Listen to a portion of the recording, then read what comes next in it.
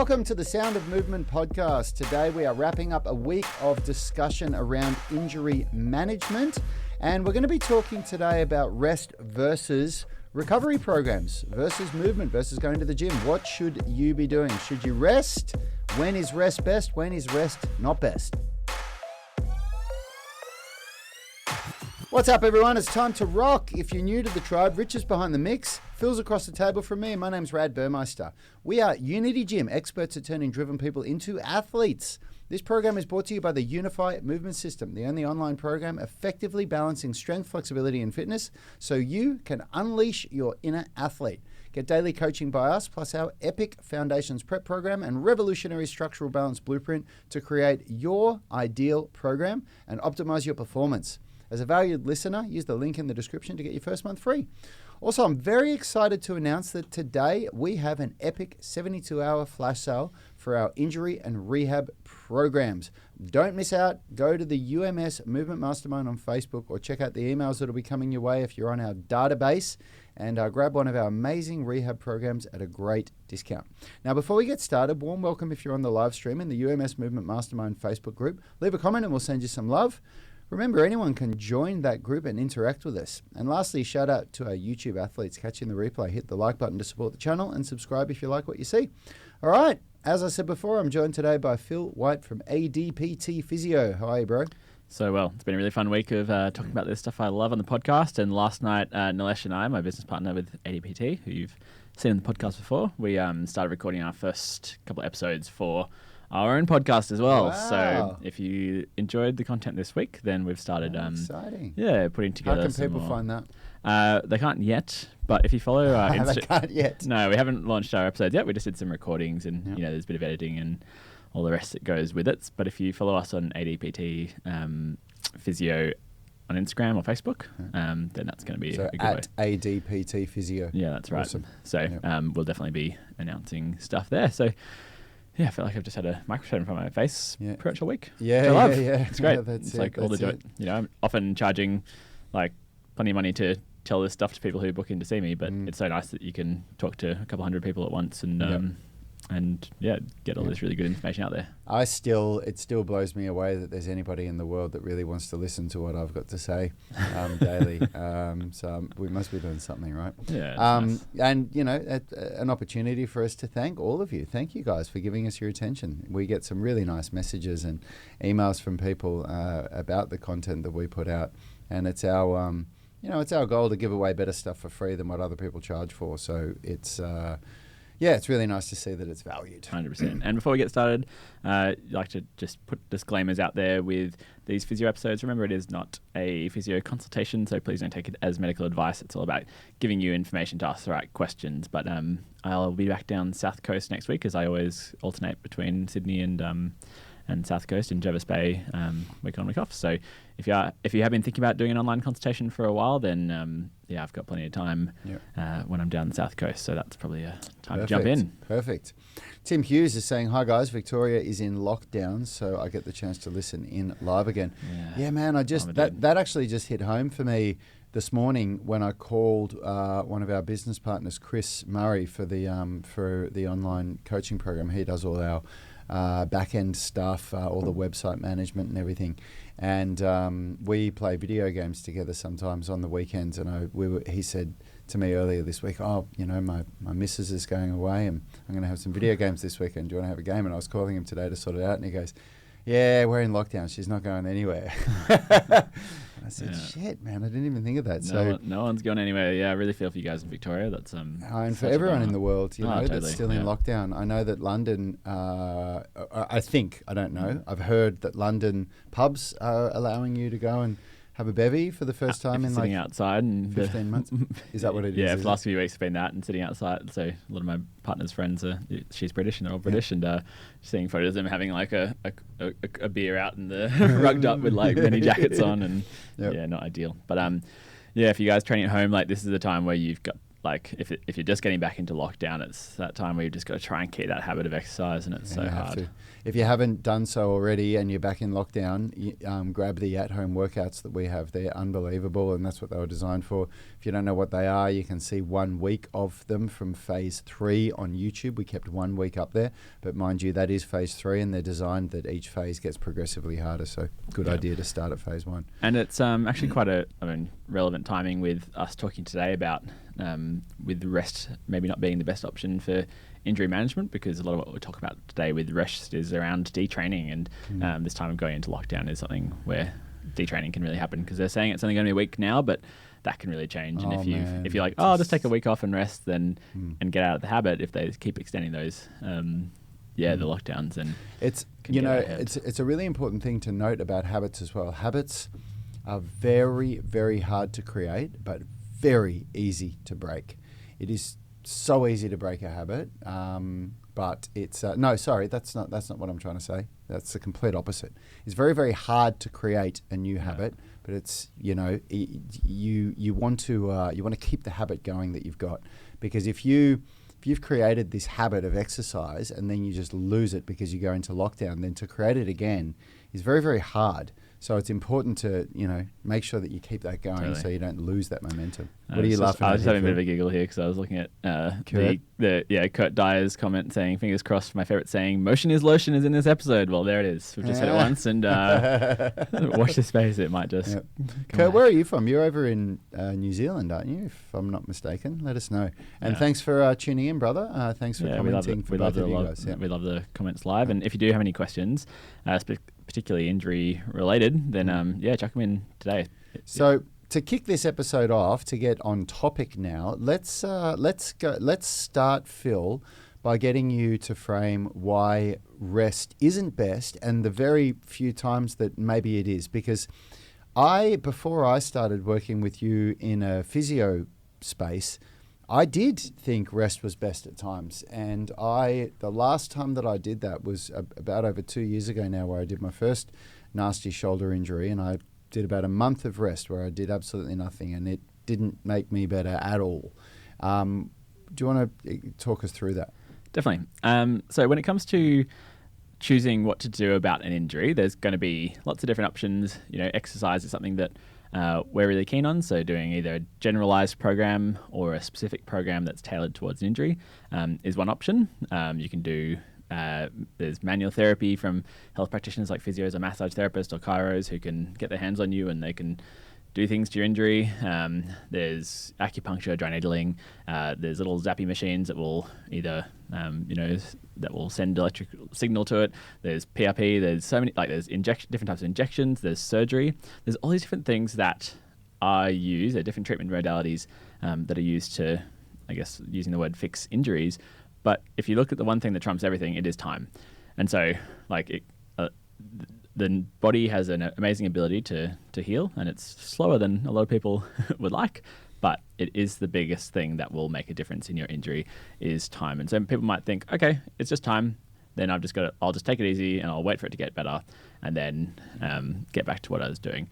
Now, that's not 100% true for certain injuries. Like we've talked a lot about tendinopathies, and with tendinopathies, sometimes they are self-limiting, where after 3 months they'll just disappear, kind of no matter what you do in the research. And also there's surgeries. Obviously, if you've really done some major ruptures to a muscle, it's not just going to magically reconnect itself, or ligaments aren't going to magically reconnect themselves without that surgical intervention. So of course, time isn't necessarily going to be going to fix absolutely everything. But for your run-of-the-mill injuries, a lot of the time, the biggest thing is time.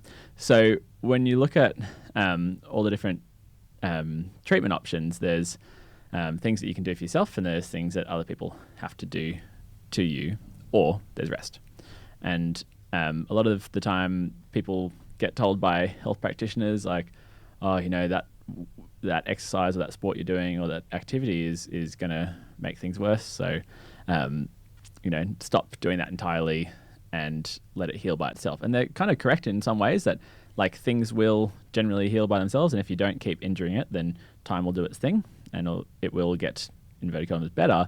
But when you get back to doing what you want to do, and if you try and reach that compete at that same level or do that same activity, your body's now gone through so much deconditioning that the whole system is underdone, and you're really going to not only perform worse, but you're going to be more injury prone when you get back to doing the activity.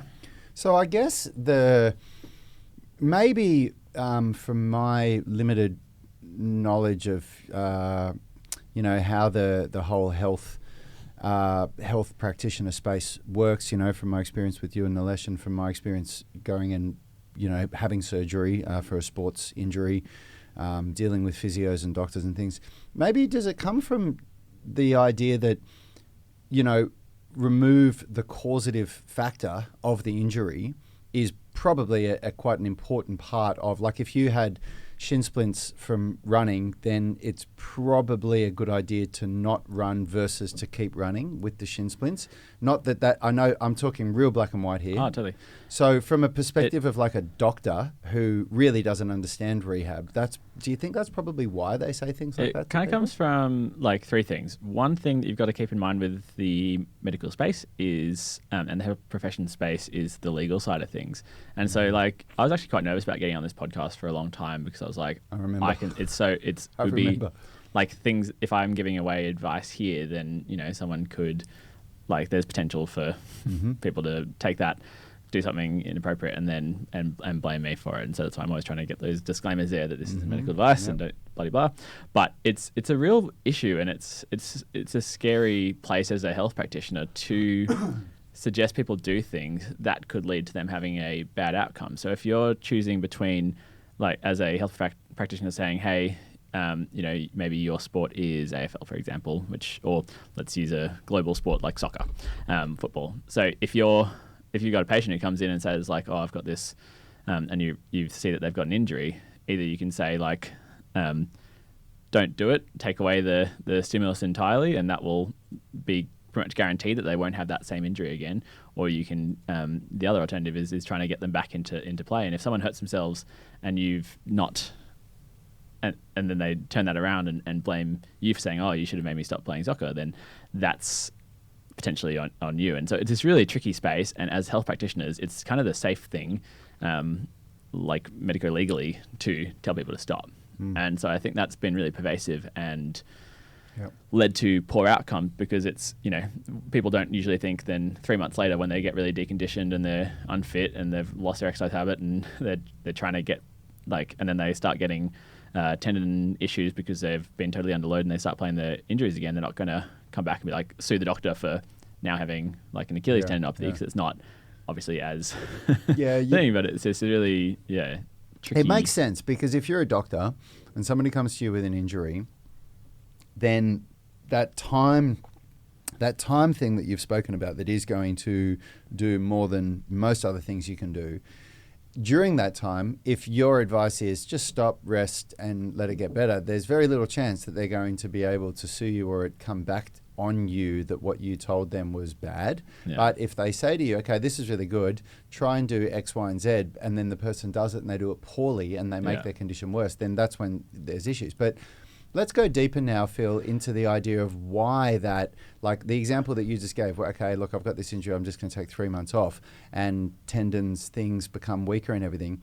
What's happening? So you're an athlete. You're not an athlete. You're not a professional athlete. You're a punter, and you like to play AFL or rugby league or soccer, as an international example. You get an injury, you get a knee injury, and you decide for 3 months I'm going to do nothing, and then after 3 months I'm going to get out and start playing soccer again with my friends. What's happened to your body in that time? Why is that a bad strategy? Yeah, it was such a big thing in the professional sports and realm last year when COVID hit, because everyone was suddenly realizing, like, hey, it's going to be so hard to, I had a swim coach who taught me ocean swimming, who got in contact with me to come up with a plan for his athletes, because he has a few of his junior athletes who are competing on the national scene. And he's like, oh, this is going to be so hard because I'm forced to close the pool. They can't get into the pool, what are some on-land exercises they can do to condition, like keep their bodies conditioned to their activities. And so this is like that COVID space was a really good example, or like a good proxy for what happens when people are sort of in this like enforced rest and underloaded time, because it's the idea of like specificity of training is the SAID principle, so specific adaptations to impose demands. So you only get adaptations to impose demands. Like if you haven't given a stimulus, then you won't get a response that makes you stronger to that stimulus. So when you're taken out of your sporting context or your your exercise context, and you're told to rest, and you think like, oh, I'm a bit injured, I'm just going to do things that are low impact, so I might just stick to walking. And people always love swimming and yoga as things that are like rehabby, like that has an air of rehab around them. So you take away all impact sort of entirely, and then 3 months later you come back and you want to play your sport. Well, over that time, as we talked about with the effective time, is your body is always being as efficient as possible and putting resources towards things that your body needs to be able to handle. And so over that time, over 3 months, it's enough time for your muscles to condition to either a positive stimulus or a negative stimulus. In this case, this no stimulus has meant that it's like, hey, it's way more efficient for us to put resources elsewhere. Don't need to have all these like energy intensive cells floating around doing nothing. So you start to lose muscle size, muscle mass, and you also stop getting that neurological stimulus. That means that you're not even able to access the strength that is there. So you've got to go through that whole neuro adaptation again. And also 3 months is long enough time that your passive structures, so your ligaments, bones, cartilage, will also start to become less, if they haven't been as stimulated with impact. So that's why I think walking and swimming as the only thing people do for injuries can be really detrimental, even though they're great exercises. If you're playing a sport that involves impact, you need to be having some amount of impact, because with Wolff's Law, which is the process that basically creates new bone growth, like it requires like impact trauma to stimulate growth. So it's this thing that if with that rest time, if you're not giving yourself that stimulus, then over that 3 month period, that's enough time for your ligaments to be like, hey, I don't need to be this taut, your cartilage to not be this load resilient, like impact resilient, and your bones to lose mineral density. And what you've just described can be disastrous for people. And from my perspective, my 2 cents on that is that your body goes through this adaptation in the way you don't want it to, like what you just described. But unfortunately, your brain doesn't. Like your mind, you remember what you could do 3 months ago. And then when you get out on the soccer field, you run at a ball and tear your hamstring, or classic. Do whatever it is, right? And we saw that in Australian NRL, the rugby league, after lockdown, right? The amount of hamstring tears in NRL just went and through AFL, the roof. The soft tissue injuries have just been catastrophic. Like in that first couple of weeks back, those first few matches, they were just like an astronomical amount, right? And even like with those guys, they were doing a lot of work to stay conditioned. But when you haven't had that stimulus of, playing the sport where you've got all this because it's one thing to train in a very controlled context, but then when you've got other dudes running at you and you've got all this cognitive demand, that actually adds all this extra element to kind of skill and control. So it's a bit of a deeper subject, but like if you're not in that context, then there's so much that is left on the table, and you're not going to be as resilient too. So my take on it, and this has come from now having dealt with some really nasty injuries in the last 5 or 6 years. Like when I started learning how to do calisthenics, and I call it soft acrobatics because I'm not ever jumping off the ground and doing flips. I've left those days behind me. I just feel like the risk versus reward at age 43 is a little bit too high for me, but I still want to be really pursuing other things that I can do, and so I chose calisthenics. But because my body wasn't conditioned from that, I've had lots of injuries over the last 5 or 6 years, and I've become really attuned with the idea that when I get an injury, that is not the time to stop training. For me, it's a time for reflection. It's a time to think, okay, what have I done or not done that led me to this point, and what can I do to not only repair the damage that I've now caused on my body, but to make that area stronger than it was before. And in my experience, most of my injuries have left some long-term effect. Like there's something that just never really goes back to the way it used to be when you have something like a slap tear or a torn meniscus or something like that, which are things that I've dealt with. But I can definitely get back to where I was before, and even sometimes beyond it, with the right idea. And for me, that's where our injury rehab programs came into the scene, because Yanni and I rehabilitated several injuries over the last couple of years, even Richard. And we got to a point where, after working with yourself, Nilesh, Leroy, that we realized that there was some commonalities between the way that you would deal with a knee injury, for example. When Yanni got his ACL repaired, so he did a full rupture on his ACL, the anterior cruciate ligament. He had to get surgery on it. I tore my meniscus. A big part of the rehabilitation for both of those injuries was very similar. It was the idea of make the knee stabilizers, the hip stabilizers strong, strengthen the calves, strengthen the hamstrings, and then strengthen the opposing muscles to those, which is really the quadriceps. The knee's quite a simple joint in that respect, right? Like, it's not as complex as the shoulder. So, and then even still with shoulder rehabilitation, when I've looked at different physios giving Yanni and me rehabilitation advice for different injuries, there was a lot of commonality there. And that's why we came up with these rehab programs, because it's a great way for, if you can't get to a good physio for whatever reason, here's something that you can do so you don't take this, well, I've got an injury, I'm just going to let time go by for a while before I get back into it. Yeah. And I've got so many different threads I want to follow this down, but I guess this idea of like the specificity of programs and specificity of intervention was something that, going into physio, I was kind of thinking there was these like magical Rubik's cubes, like algorithms that you had to learn for each injury, where you had like a certain series of things that would like unlock this injury and make it better and quickly, and like people would be like, wow, that's magical, like how did you figure that out?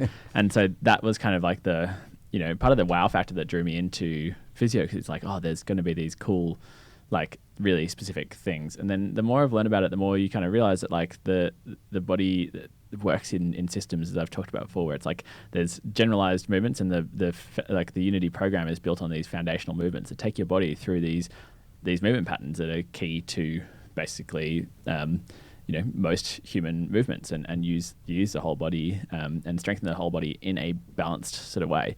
And it's been a bit of a shift over time where like the physio space and medical space has sort of realized that like, or maybe like we're not as accurate as we thought we were about like certain specific things, and really what the body needs is just to strengthen up like these foundational movement patterns. And so and with a program like the rehab programs that you guys have put together, like it's, what I love about it is that it plugs into this larger generalized program as well. And that's what I kind of wanted to talk about with this, that idea of like your 3 months off the soccer player. It's not to say that we should all be saying like, oh, you should just suck it up and keep playing and you'll be fine and you'll get these adaptations and time will sort it out. Like, no, that's obviously going to overload the injury and make things worse. But what we've got to find is the on-ramp that you can handle for that specific injury, and then give you the relevant stimulus to gradually build yourself up. But not only that, keep you engaged in your exercise habit and keep the rest of your body strong and resilient, but also get your mind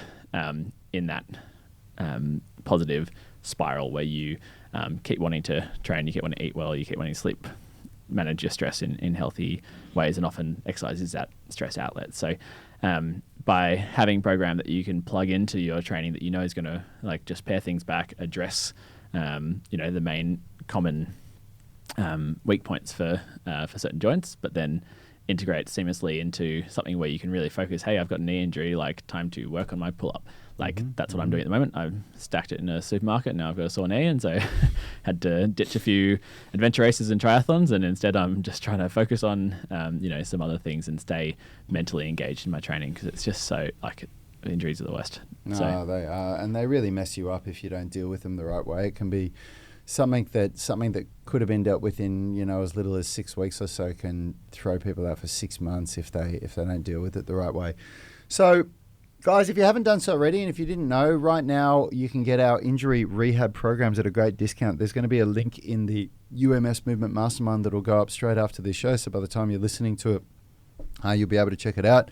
It's only available for 72 hours, like all of our flash sales. So jump in. These are by far some of our most popular programs. We have a lot of physios and practitioners that buy these because they want to learn how we rehabilitate injuries. So hope you get something useful out of it. And thanks, Phil, for being on the show. Yeah, always a pleasure. Yeah. And yeah, if you do need that sort of extra level of guidance, then we do offer online consultations at ADPT Physio. So go to adpt.physio and you can look at the options available there. Awesome. Have a great weekend, everyone, and we'll see you again in another 9 days, Phil. Looking forward to it. Health is about performance, not just body image. You better be willing to accept what you're going to have to do to get there. We'll start focusing on movement goals, strength goals, flexibility goals. When you nail that skill, that's there forever. The body image goal doesn't get you that It's far. the consistency and frequency that's going to get you there. It's not the intensity. There's no shortcuts to mastery and movement. Destination doesn't change overnight, but your direction will. The gym is not the place to beat up the body that you hate. It's the place to build the body that you love. We are the gym that teaches people how to move instead of just exercise, because we believe that health is about performance, not just body image.